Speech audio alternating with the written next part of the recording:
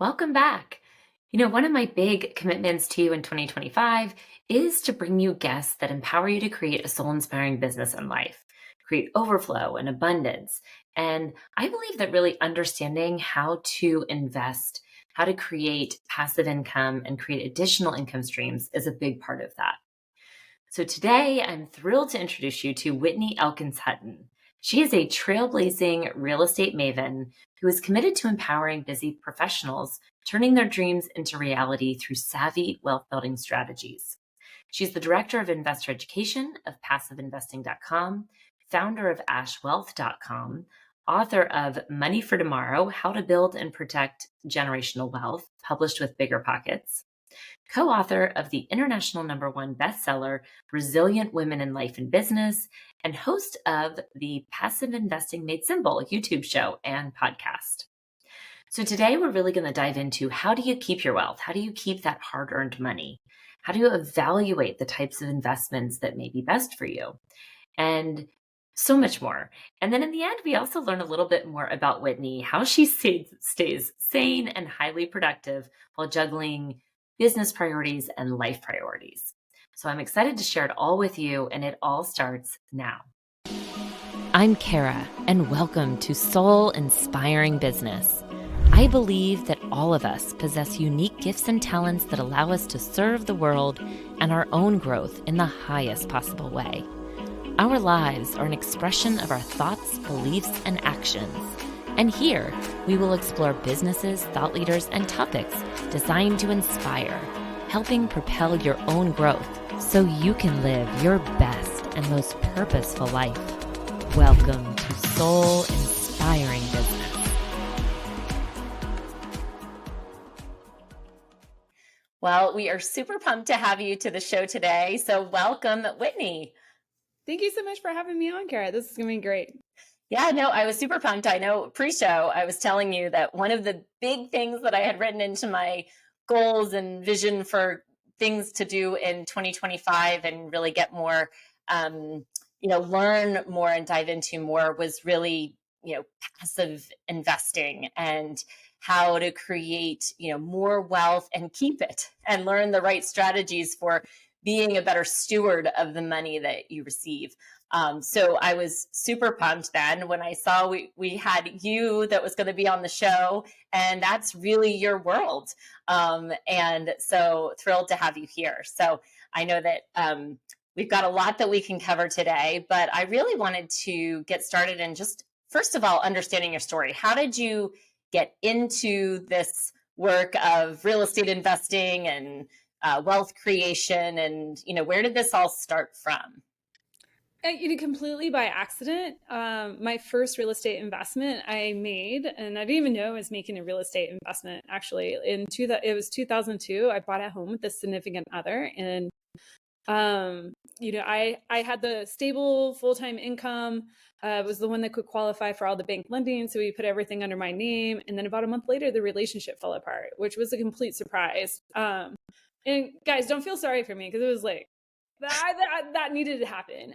So a month later, we part ways. I end up with the house, and then at this point in time, I'm a single person, and I had no intentions that buying the house was not my idea.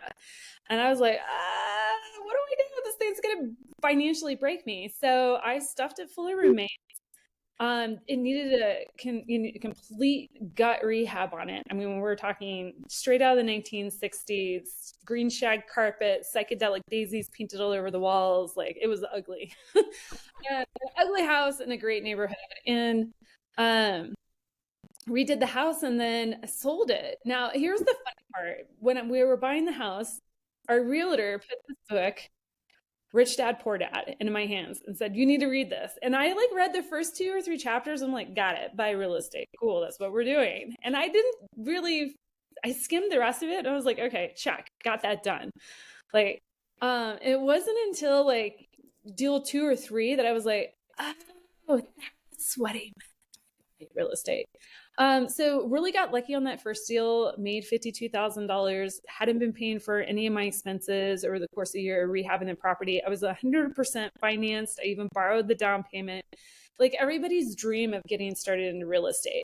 Wow. That just kind of all fell together because I didn't know what I didn't know. Yeah. Now the second deal didn't go nearly as well. I was lucky to break even on that deal. And, fun fact, 24 hours after closing on the sale of that property, a bus fell into the roof of the house. It happens whenever you're forced to redo a structure that is not compromised. Wow. Anyways, it was a retaining wall. Supposedly we redid it with a bomb-proof retaining wall. The retaining wall obviously was not bomb-proof because when my neighbor moved her tenant back into their bus behind the property, it toppled, the wall collapsed, and then the bus toppled into the roof of the property. Wow. And so people were like, did it drop from the sky? No, this was a mountain home. So it rolled downhill, literally rolled downhill into the roof of the property. Oh my gosh. And then, by this time I'm with my now husband, and he was like, oh, you got out of that deal by the skin of your teeth. And I'm like, he was like, what are you going to do? And I'm like, we're going to go buy real estate. And he was like, you are nuts. And I'm like, I think I got it figured out now. I got it. But long story short, it was completely by accident. I didn't know what I didn't know. The first few deals were live and flips and house hacks. And then, after a couple deals like that, I'm like, how are people retiring off of this? The income that you bring in is entirely unpredictable. I'm getting chunks of equity. That's cool. But like, I don't know if I can pay my grocery bill next month. So then somebody in my life said, well, why don't you keep one of those as a rental and put a tenant in there? And I'm like, genius. You are the smartest person on the earth. So we scaled to 40 single family rentals. Wow. Yeah. What these, if you don't mind, Matt? Was this when they were, did you start smaller, I guess, I suppose, or were they condos, townhomes? Actually, no, we started backwards. We started with two like big properties. And then I was like, ooh, then that's when I learned the term cash flow. I was like, oh, wait a second. I put too much equity in the deal, getting too little return on it. Hold on. I had to hold on to that property for, a couple years to sidestep capital gains, but then I redeployed that property, the equity in that property into assets in another town that had yielded more cash flow, meaning I could put down a smaller down payment and get triple the cash flow of what I was with this property that I bought in Colorado. So scaled about 40 of those units. And then I realized I'm like, hey, even though I have property managers, I am now a full-time asset manager over these property managers. I'm handling all the big decisions. I'm doing all the lending. I'm doing all the sourcing. I was like, wait a second. I really got into this game to get my time back. Like, that's cool. I have money. I have like a little mini ATM, cash ATM and equity ATM, but I don't have my time back. So that's when I decided that I needed to start deploying part of that capital into other people's deals. One, so I could be diversified away from myself, outside of my own business, like in case I wanted to check out. There were other operators that I could diversify over. I could be diversified across markets. I could be diversified across asset classes. And what I talk about a lot now today, over the past couple of years, really diversified across different layers in the capital stack, right? Because when we think about real estate, everybody wants the cool deal that's going to appreciate, 20, 30, 40, 50% in like a couple years, throw out all this cash flow, and they think that that's the safest deal. And it could be, but if we have different layers of the capital stack, it used to be, think about this, like whenever you would invest in the stock market, people would say, invest in stocks and bonds.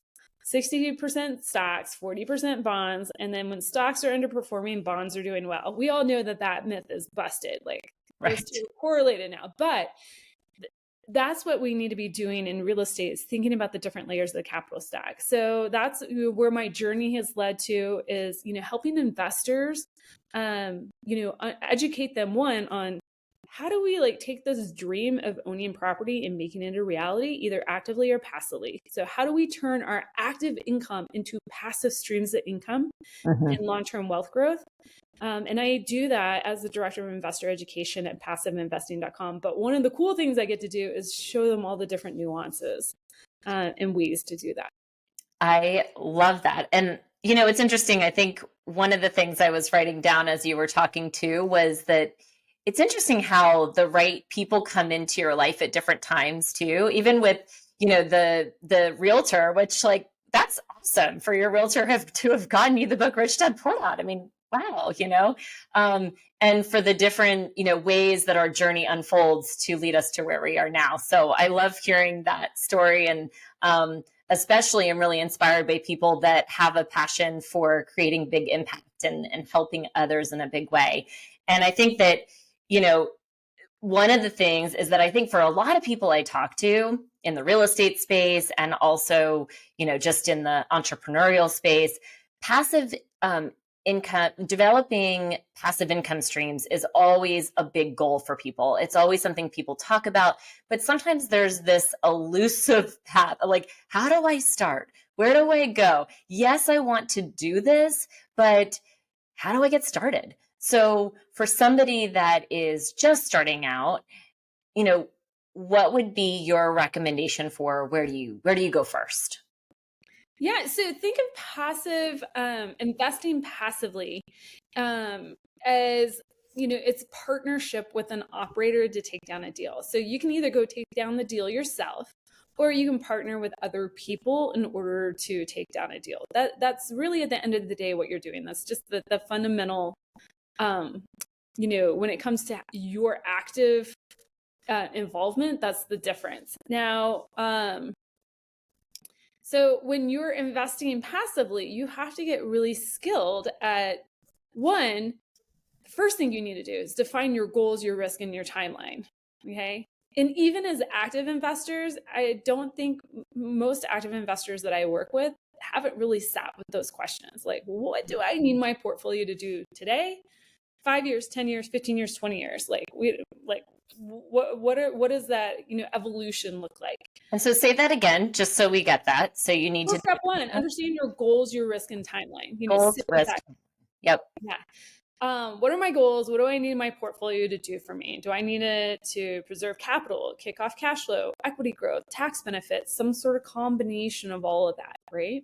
Do I need a diversification? Do I already have like a scaled and amazing business, but now I need to be able to have other uncorrelated streams of income away from my business in case something fundamentally happens to my business? Yeah.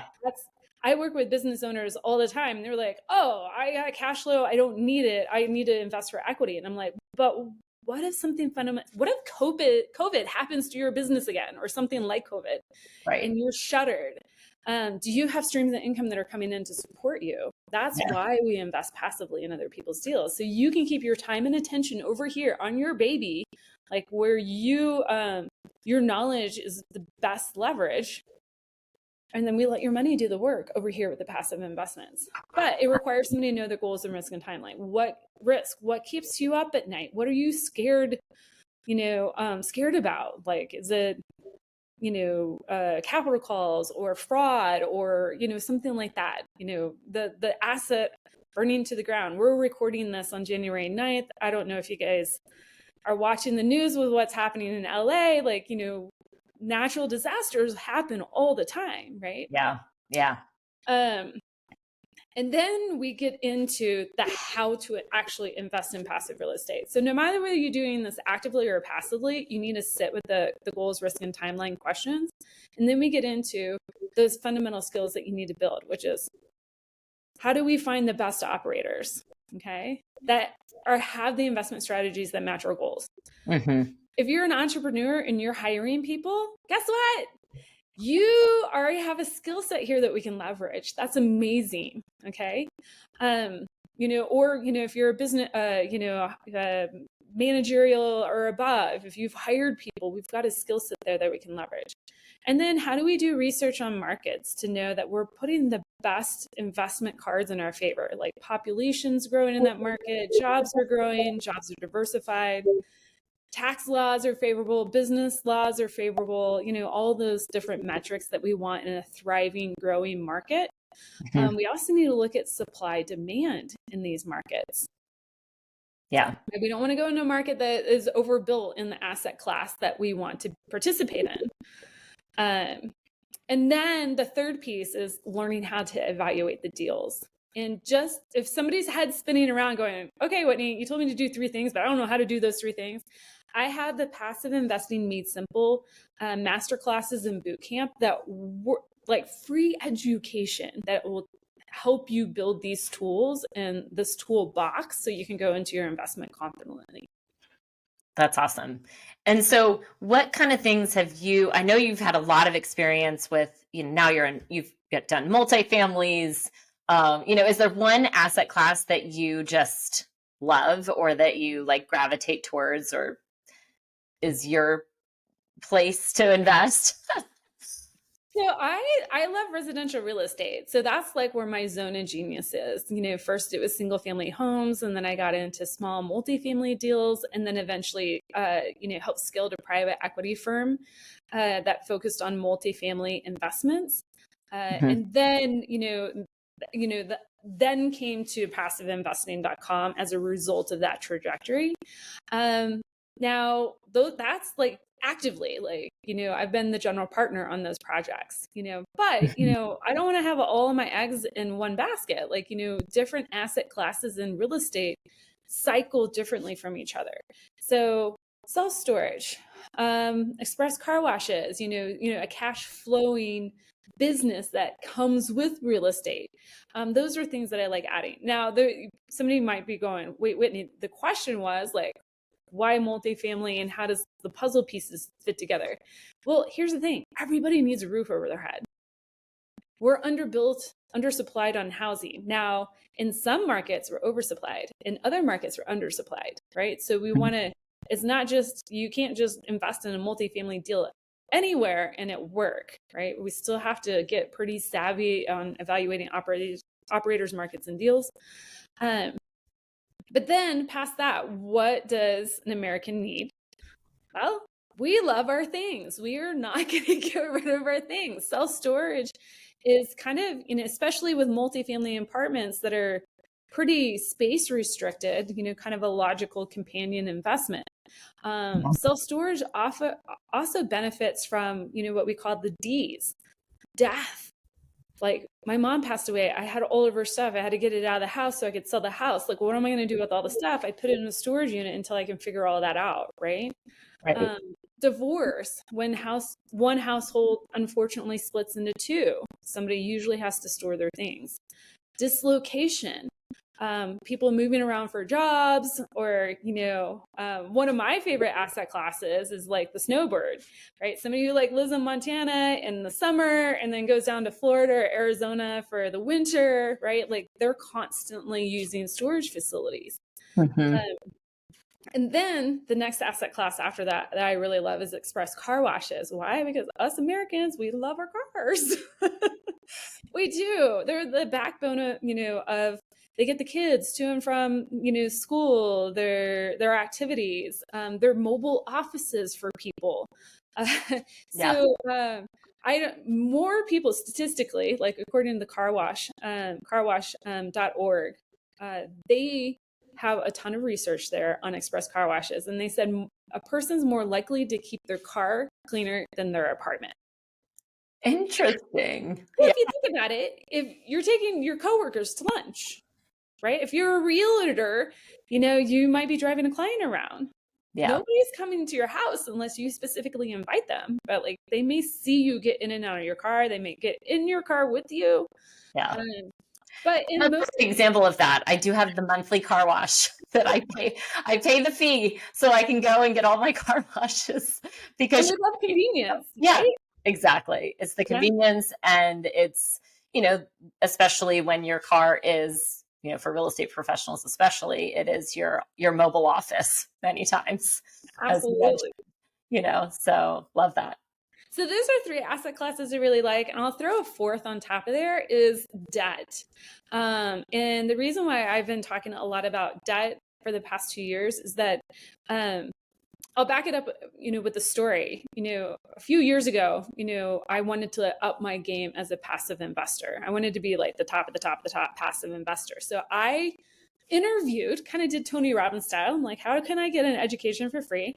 I'm going to arrange all these interviews with the top passive investors that I know. And I did that. And the one question I always asked them was like, what is your ideal portfolio allocation? Love that. They all laughed. Not at me, but with me. They were like, well, I aim for this type of split. They might give me a number, but they were like, really, you have to look at what the market's giving you, right? Because I'm not always going to find the best equity deal in a down market, and I'm not going to find the best debt deal in a hot market, a hyper growth market. So what market have we been in for the past couple of years? Hyper supply into recession. And if anybody thinks that we're not still in this kind of like trough, guys, we're still there. It's still time to be super duper duper patient. Debt deals are really debt like structures, first position liens, on like single family rentals, fix and flips, promissory notes, or secondary notes on properties, mezzanine debt, preferred equity debt. And again, if somebody's head is going like, what do you threw out a litany of words that I have no idea, join the, passiveinvesting.com. You'll get access to the master classes. We go through all those terms so you are knowledgeable. But that is what is hot in this cycle. And, an investor can make a very good passive stream of income right now and get themselves, stay patient, I don't even want to say stay on the sidelines, but stay patient. That way they're not rushing into equity deal in the wrong time in the market. Interesting. And what is the average return then on a debt deal right now? It depends on the operator and depends on the asset class they're going into. For us, we love, fix and flip real estate on single family, 3-bedroom, 2-bath homes, very plain Jane, vanilla asset, and the loan cycle every 6 to 9 months. So we can stay, very in tune with what's happening in the market. We're going to have returns of 6 to 10%, depending on how somebody invests, what chunk of money they invest into the debt fund. Now, how do other operators get upwards to 8, 9, and 10%? Well, they might be going into development deals, which are take on a little bit more risk. They might be going on to they might incorporate secondary debt or distressed debt into the portfolio, which has more risk. And here's the most, I don't want to call it sneaky because it is in the legal paperwork that you review when you sign on to a deal. Okay, it's transparent. There's no sneakiness about this. But what I think a lot of investors don't realize is that some debt funds take on debt. Oh. They go to the bank. They take your money to the bank to get a line of credit to have more money to lend out. Now, having a line of credit of say like 10, 15% to kind of smooth transaction as money comes in and out of a fund. We don't do that, but I think that's okay. I mean, it's modest, as long as, it's getting paid off regularly and you ask the operator how often they pay down that line of credit. But when some of these funds are 30, 40, 50, 60% levered, that's how they're getting those amplified returns, which for me, I mean, I can't say it now makes it an equity deal because it doesn't, but it adds a layer of risk that I think people would be really surprised about. Yeah, no, that's good advice to look at the fine print there and see what you're actually. Yeah, the devil's in the details, guys. Yeah. And so I know you mentioned, one of the things was also just learning how to evaluate a good deal from a bad deal. So, what are your best tips on, how to make that evaluation, especially if you're a novice or are there people you would go to? Are there things that you should look through in the deal itself? What are your first steps? Yeah. So the first step is really getting in touch with your goals, risk, and timeline. And because you can look at a deal that has all these amazing returns. Maybe your buddy is going into the deal and they've done their due diligence, but if you guys have two different goals, risk and timelines, that deal might be good for them, but bad for you. So you have to be in tune with that. Number two, you have to know, love, and trust that operator. Okay. Because an amazing operator can take a so-so deal and like crush it. A bad operator could take a really great deal and not get it across the finish line, right? And especially when you hit challenging markets, you want somebody at the helm that is going to problem solve, because it's not a matter of, guys, if you're in real estate, I know that we have a lot of realtors here and that might have their own property. It's not a matter of if you have a problem with the transaction, it's when, right? Right. Things will happen. Same thing in passive real estate. We do all of our due diligence. We try to risk mitigate everything. And then we need to, hold on for the ride, because things are going to happen. Not every deal is going to be a home run. I wish it were, right? But not every deal will be a home run. And then when we get into so once we understand that this deal actually meets our goals, risk, and timeline, it is with somebody we have underwritten and we thoroughly trust as a business operator. Those are the first two things. Now I can get into, do I believe in the market? Why do I have to think of the market next before I look at all the different returns? It's because real estate's illiquid. You can't move it. That car wash, trust me, we have a car wash in Fort Myers, Florida that we would love to move to a different location, but it is in Fort Myers, Florida.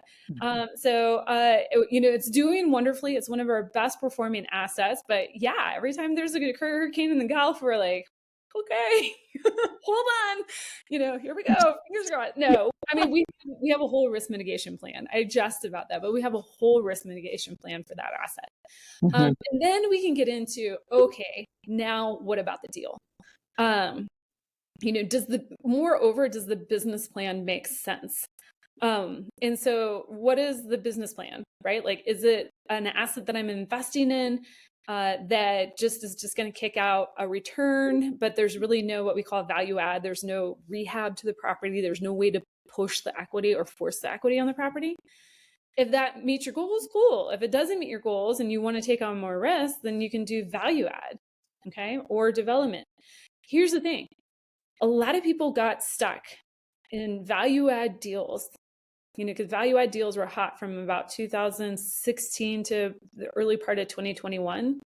And not knowing the risk that they were taking on with construction, labor, construction timelines. What happened in that timeline? COVID.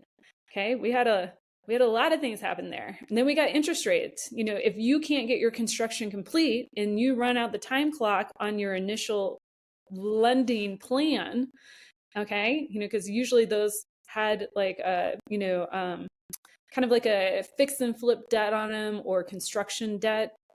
They needed to have that plan completed so they could go get their permanent debt. Well, you couldn't complete your plan. You don't have enough equity in the project to go get your permanent debt. So think about what that business plan is. Is that a business plan you're willing to take the risk with? And then, does the business plan make sense? How has the operator underwritten the business plan? Do they know the market well? Are they underwriting vacancy, on the property well? Are they underwriting all of their expense increases? It's so eye-opening when I look at a pro forma and somebody just puts 2% annual expense increases very methodically, and I'm like, guys, our taxes are going up in some jurisdictions 20-30% on reassessment. Are you sure 2% is going to cut it for tax increase or even insurance increases? Right. So we need to be realistic. Is the operator being realistic about that? And then, like I said, this is a whole 2-hour discussion on how to do proper underwriting on a deal. Then we get into how is the deal structured? Who gets paid what and when? Is that fair? Is it aligned? Are you and the operator aligned, or is the operator kind of sliding in and taking money at times that doesn't put you in a good, strong position. Okay. Again, all of this is outlined in the legal documentation. It's not that it's dishonest or non-transparent, because it has to be there. Yeah. It's it it's omission. If I don't tell you that I get to take my 30% before you get your preferred return, and you didn't read the PPM, like, sorry. Yeah. Yeah. But And I I think just wanna sometimes work with you. people, yeah, well, it's a really long document. So they think, well, this person said it's a good deal. So I'm just gonna, do it or what have you. And so then they get burned and maybe don't do that again.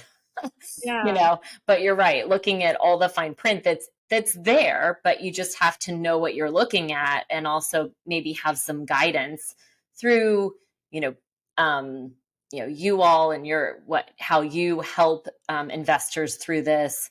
Um, but just getting the right guidance so that if you're doing this for the first time, you are aware of all the benefits, but also some of the risks too. Yeah. And a good place to start is if you have an accountant on your team, a lawyer on your team. If it's the first time you're investing with the operator, hand over the documents and have them look at them. I mean, yeah, you're going to pay $1,000, but you're probably writing a check for 50 or 100K. Right. Consider that like insurance protection. Now this is what I love about lawyers, and guess I have lawyers in my family. Okay. Not throwing them under the bus. Their job are to be pessimistic and find all the ways you can lose money. Yeah. Okay. So you're going to get a document back that is completely redlined, meaning they want to see all these changes. You're not going to get those changes in place, but what it should spark for you are questions. That way you can get clarity on the answers to those questions and know upfront if that is a risk that you're willing to take on in a deal. I love that. That's awesome. And I guess what would be also for, and I know that there's so many questions I could ask you, and we could talk for hours upon hours upon hours. But one of the other things that I know that you help people with is figuring out, okay, once you started to earn cash and build wealth, how do you keep it? How do you make sure that it's protected? So what would that portfolio look like for you? What are the best ways that you find to be able to preserve cash? Yeah. Well, so I actually wrote a tool for people. My book, Money for Tomorrow, How to Build and Protect Generational Wealth. You can get that at Bigger Pockets or Amazon.com. The easiest link I can give you to remember is ashwealth.com, ashwealth.com/book. And I'll have all the details. Now that I lay out kind of an entire wealth building blueprint, no matter if you're an investor starting out or if you're a very seasoned investor and wondering, do I have my plan is 100% like bulletproof? Like, it doesn't matter. Both camps can, benefit from this book. And I actually wrote it for my daughter because if something happened to me, I wanted her to be able to pick up that book and build her own wealth and know exactly how mom and dad did it.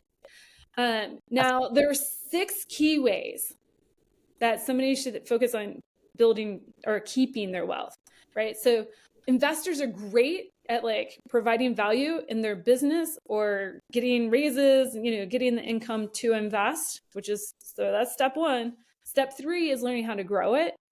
They're really bad at learning how to keep it. So there's a lot of holes. There's a lot of ways. And I'm not talking about Dave Ramsey, Susan Orman, do you have a budget type stuff? Okay, you should have a budget, but that's not what we're talking about here. Right. I'm talking about ways that you're losing tens or hundreds of thousands of dollars in your portfolio. Number 1, are you using debt wisely? Okay. We want to be paid interest, not be paying interest, but not all interest is bad, right? If you have a cash flowing asset attached to that, awesome. But we talk about all the ways that, you can, ensure that you're using interest and debt wisely to scale your portfolio and not putting yourself in a risky position. Number 2, are you using insurance wisely? Do you have your liabilities outsourced to another company? And then are you doing it not in the cheapest way possible, but in the most money effective way possible? Okay. Health insurance, disability insurance, life insurance, all these sorts of things. Number 3 is going to be, taxes. Everybody loves reducing their taxes. Okay. That's one of the reasons why people get into real estate. Okay. But it's not just about getting depreciation from real estate. We go through the 5 different things that you need to keep your eye on. Learning how to use business deductions, entities, credits, and then like retirement accounts. A lot of people are like, oh, I'm going to shove all this money in my retirement account. Maybe that's like, let's do these 4 other things first, right? Right. And then fees. What kind of fees are being charged to your portfolio? We've got transactional fees. I mean, we got regular banking fees, and we got transactional fees, like whenever you actually do business. So for a passive investor, that would look like what kind of fees are being charged to your passive investment, say an operator that's doing a multifamily deal, and are they fair, realistic, and aligned? I know multifamily operators that charge 3.75% acquisition fee. Industry standards 2%. They're Wow. making their money up front on every single deal. They're getting paid millions. So what does that do? Is that essentially your equity went to go in their pocket at the very beginning and not being invested into the deal to earn money. Wow. Now, if it's disclosed up front and you get a pro forma with, that shows all the returns after all these fees are taken out, that's cool. I mean, that's a step in the right direction, but still you need to understand how fees play into this. One of the worst fees are those fees that are being charged to your IRA accounts on Wall Street. I can show you give me anybody listening to this podcast, I could show them they're probably and if they have an IRA account, they're probably losing 100 to 300,000 or more in fees, and I'll show them how they're doing that. Wow, that is crazy. What if you had that money back in your pocket to reinvest? Yeah. You want to know how people get wealthy and rich? They don't let these like little things leak out of their portfolio. Yeah. And what's interesting about that is that, so, I was trained in my degree is in finance. And so, I grew up in college and learning all about, investing in the stock market and, putting your money in the stock market. And that was the best way. And you had to, max your 401k and all of these things. And, I'm not saying don't do those things because, you have to look at the big picture and your own portfolio. But I have been over the past several years learning more and more through conversations like with you and others that are like, it's mind blowing how much you pay and lose by just doing like the easy strategy that it's kind of the one that just, it's like a plug and play. You're kind of trained to fund your 401k, but sometimes that may not be the best way to build wealth. So let's think about it this way. Okay, so Wall Street, like you said, has trained us, do this first. Don't go start your own business or side hustle. Right. Do this first, or even if you do this, go put in your IRA accounts, okay? And then operate your business. But when we look at tax optimization, any CPA will tell you, let's maximize all your deductions first, okay? In real estate, depreciation is one of them. Okay. Yeah. Are we leveraging the tax benefits of certain LLC structures or entity structures? Okay. That, could give you a 20% tax savings there.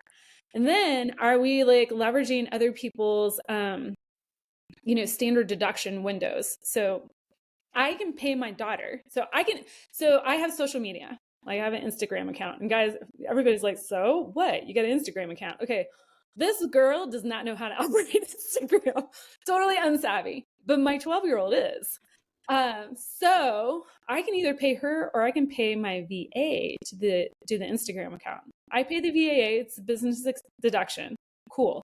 I pay my daughter, I get the same business deduction. She now gets tax-free income. She can take that income and put it in a Roth IRA because it is earned income.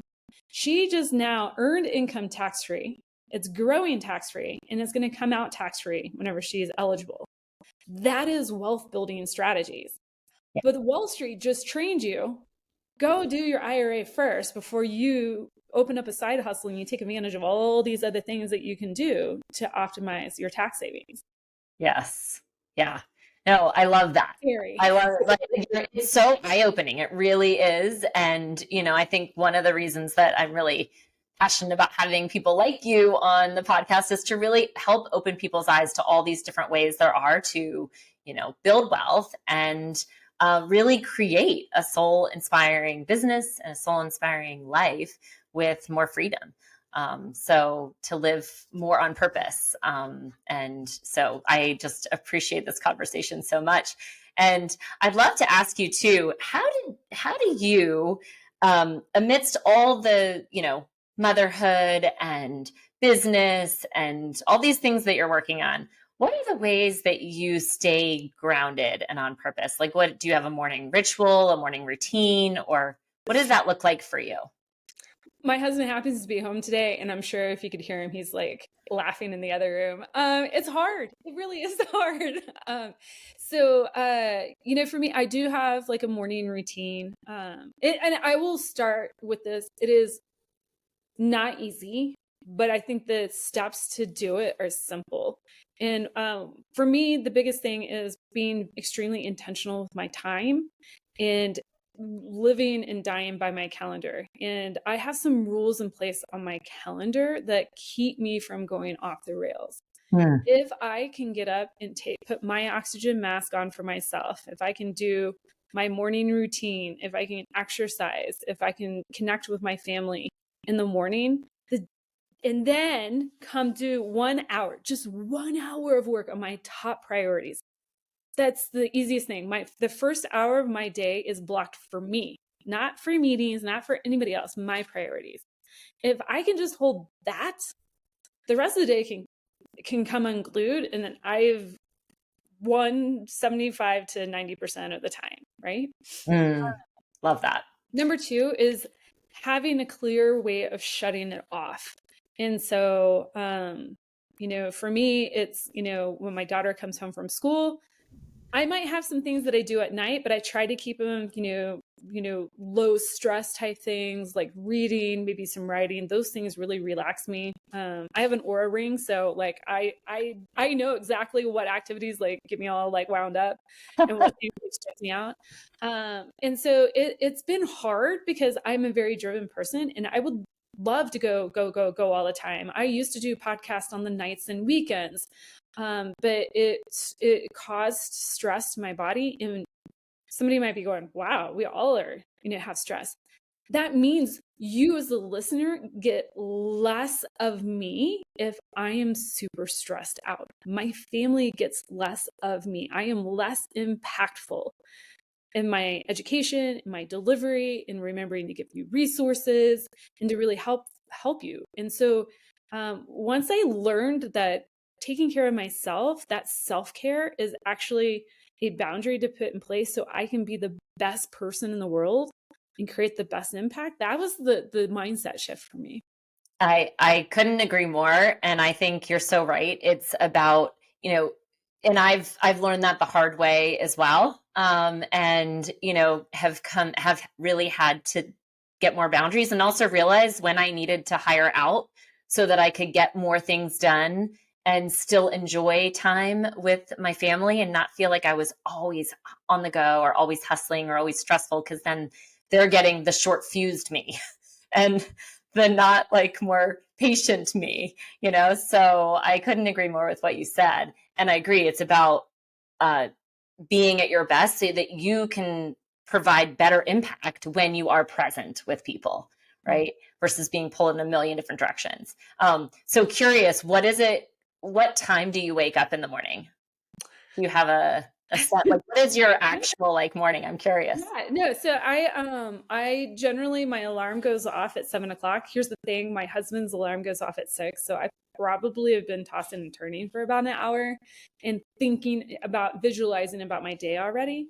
But 7 o'clock, my alarm goes off. I do some brain work. First of all, I don't look directly at my phone. I have a red light in my room. So I'm getting like, because I live in Colorado, like we haven't seen the sun in like 3 days right now. And so there's really no good like morning sunlight here, especially in the wintertime. So I have a red light in my room. And so I'm constantly getting that filter to my eyes. And then I'll do like some brain work, play some brain games.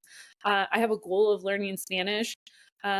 That I do one Spanish lesson every morning. This is before I even get out of bed. I'm not saying some people like they should have a totally different routine, but like if I leave the bedroom and these top 5 or 6 things, like me visualizing, meditating, thinking through my day, doing a little bit of red light therapy, doing my Spanish lesson, like they may not get done. And then like I sit down, I, eat. Hopefully all my family is at the table, but, we're kind of Morning. Yeah. It's morning.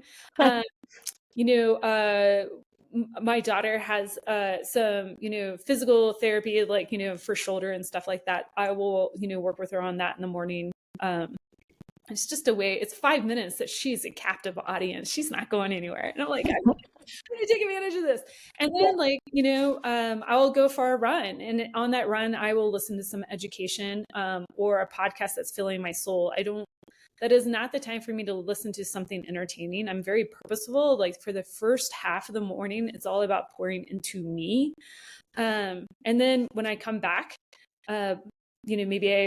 maybe it's a day that I lift, maybe it's a day that I just do some mobility work. And then I go right into that first hour, which is all about my priorities. And I've already, at the close of the previous day, I've already created that list. So when I sit down at 9 a.m., I know the 1 or 2 things, priorities that I have to get done in that hour. I'm not sitting there going, ooh, let's check my email. Let's go get a cup of tea. Like I know what I have to get done. Yeah. And, from interviewing so many entrepreneurs, high level entrepreneurs like yourself, that's the one thing that is a common thread that I hear is setting the intention the night before, just spending, 5-10 minutes the night before thinking about what those priorities are. And so then the next day you can be super intentional. And you're right, like work, what is it? In your business or on your business in the morning and in the business in the afternoon, right? So that you make sure those priorities get done before you start opening email and start being subject to everybody else's priorities, right? Well, and that was a huge mindset shift for me, realizing that the inbox was somebody else's priorities and actions to take. Yeah, somebody might go, well, I have a client that is working on funding their trust, and she's trying to communicate back and forth to the county. And she was like, I'm going to go see if they responded. And I'm like, okay, if that is your one thing, look for that one email. But now what we did is we unraveled your environment, and you're going to get pounded. You now have to use willpower to stave off, to just look at that one email. And the thing is, willpower is finite. We only have so much of it. So, try to put yourself in a position where you don't have to use willpower. You can just like execute. So in order to have like that short list of priorities in the morning to work on, you already said it, you have to plan the night before, but also you have to plan for the week ahead. And so this is a little cheat that I do Thursday afternoons. So this afternoon, we're recording on Thursday. I will sit down and I will plan for my next week.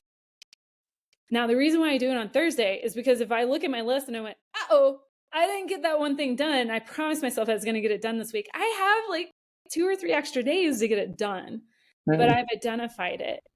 Okay. And then I can plan for my next week. And so I already know on all my little 1 hour blocks, what is that one thing that I'm going to get done in that time block? I have that all planned. So I've stayed in the CEO, strategist, COO position for that planning. And then I can be the busy worker bee in those 1 hour blocks every single day. That's so good. I love that. So, well, and this has been such an awesome conversation. I encourage our listeners to go find your book, Money for Tomorrow. And you gave a website. We'll definitely include it in the show notes for everybody as well. Can you remind me of what that URL was? Yeah, ashwealth, ashwealth.com/book. Okay. Awesome. So go there if you're interested in learning more. And you've got an Instagram, you've got some social media, albeit now we know that it may be your daughter running it. But we'll include all of how to find you, Whitney, in the show notes. And this has just been such a pleasure. You're really an inspiration for what you've created and also what you're continuing to help people with, really to make big impact in the lives of others and helping others create more passive income and investing strategies for themselves. So thank you so much for this awesome conversation. You're very welcome. Thank you. Loved being here with you today and would love to connect with you more over on Instagram. My handle is linked to the show notes, or you can just type in @Chaffin Donofrio. And I have something special for you as a free gift, my dynamic life journal. This special book has the power to really help you live a soul-inspired life. Go to freegiftfromkara.com. Easy to remember, freegiftfromkara.com. Until next time, beautiful people, sending all my love.